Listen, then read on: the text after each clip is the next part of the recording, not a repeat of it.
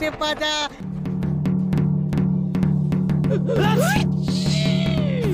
কি হলো?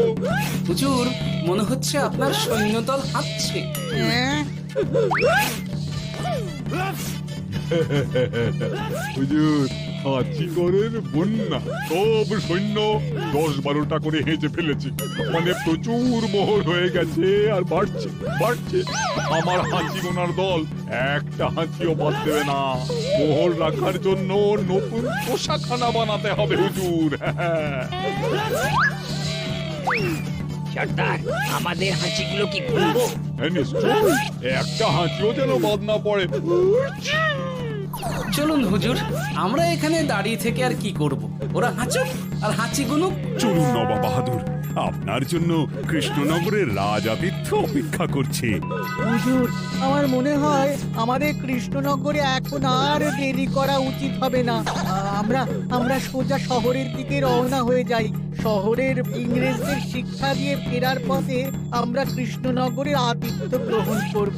সে কি মহারাজ, নবাবের মতো কর্তব্যপরায়ণ ইনসানকে তার কর্তব্য পালনে বাধা দেবেন না। আমরা ওনার শহর থেকে ফেরার অপেক্ষায় থাকবো। ঠিক ঠিক, আমার এক্ষুনি শহরে যাওয়ার দরকার। ইংরেজরা সব নিয়ম কানুন ভেঙে চুরে যা ইচ্ছে তাই করতে আরম্ভ করেছে। উচিত সৈন্যদের ডাক দাও, চলো রওনা হই।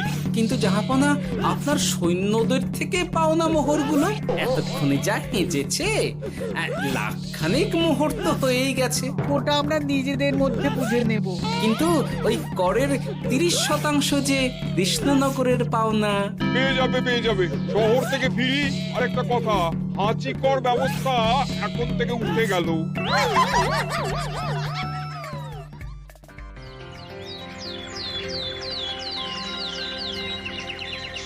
মহারাজ, কিভাবে গোপাল ভাঁড় মহাশয় নবাবের উন্মাদের মতো জারি করা ওই হাঁচিকর থেকে আমাদের সকলকে রক্ষা করেছেন তা আমরা সকলেই জানি।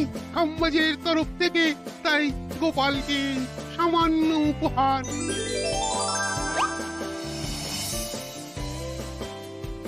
ওহ গোপাল, সত্যি তোমার জবাব নেই। কিছুই হতো না যদি না বিজ্ঞানী ওই হাঁচি চূর্ণ আবিষ্কার করত। এই উপহারের অর্ধেক কিন্তু বিজ্ঞানী। সবই তো বুঝলাম, নবাবকে সৈন্য সহ নিমন্ত্রণ থেকে সৈন্যদলকে হাঁচি চূর্ণ মাখানো, চাঁদোয়ার তলায় ঢোকানো পর্যন্ত। কিন্তু চাঁদোয়া থেকে হাঁচি চূর্ণ ঝরে পড়লো কি করে, সেটাই তো বুঝলাম না। এটা তুমি বলো বিজ্ঞানী। শব্দের বাতাসে কম্পন তৈরি হয়।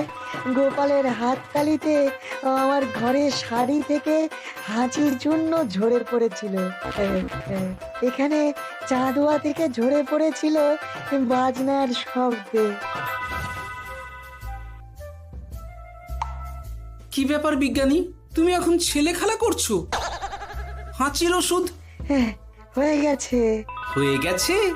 মূল উপাদান তামাক, গোলমরিচ আর আলকুশির গুঁড়ো। কাজ হবে? হাততালি দাও। হাঁচ! কাজ হলো। ব্যাপারটা কি হলো? ওই শাড়িটাতে হাঁচি চূর্ণ মাখানো আছে। তোমার হাততালির শব্দের কম্পনে ঝরে ঝরে পড়েছে। একবার নাকের কাছে এলে পিঁপড়ের থেকে পিশাচ হাঁচতেই হবে। হাঁচতে হবেই হবে। নবাব যদি বাজনা বাজাতে না বলতো। আমাদের বাজনদাররা তৈরি ছিল মহারাজ। যাক, সবই ভালোই ভালোই মিটে গেল। যার শেষ ভালো তার সব ভালো। ব্যাস, এখন শুধু একটাই কাজ বাকি। নবাবের কাছ থেকে করের 30% বাবদ পাওনা মোহর মুর্শিদাবাদে গিয়ে নবাবের কাছ থেকে